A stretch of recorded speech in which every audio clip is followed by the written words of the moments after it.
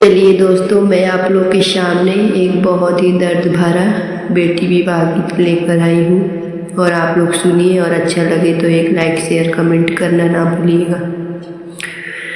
मचिया बैठल सुंदर धियावा हो, झारे लामी लामी केस। मचिया बैठल सुंदर धियावा हो, झारे लामी लामी केस। एक हाथे झारेली केसिया हो, दूसरे पोछेली लोर। एक हाथे झारेली केसिया हो, दूसरे पोछेली लोर। रोई रोई बोले लिया सुना दुलारी हमार। रोई रोई बोले लिया माँ, सुना दुलारी हमार। संगवा में भेजब एक चेरिया हो, अवरु भैया तोहार। संगवा में भेजब एक चेरिया हो, अवरु भैया तोहार।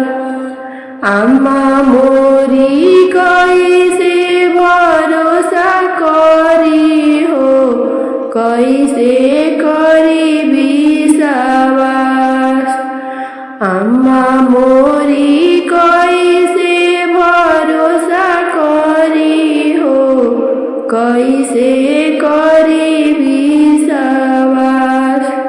आपन अंगना दिहलु छोड़ाई हो, भेजलु दूसरा दुआर। आपन अंगना दिहलु छोड़ाई हो, भेजलु दूसरा दुआर। यही अचरा बेटा बेटी पोसानी हो, भूललू ने की हमार। यही अचरा बेटा बेटी पोसानी हो, भूललू ने की हमार। खोरवन खोरवन दूध पियावानी हो, अब जलू ससुराल।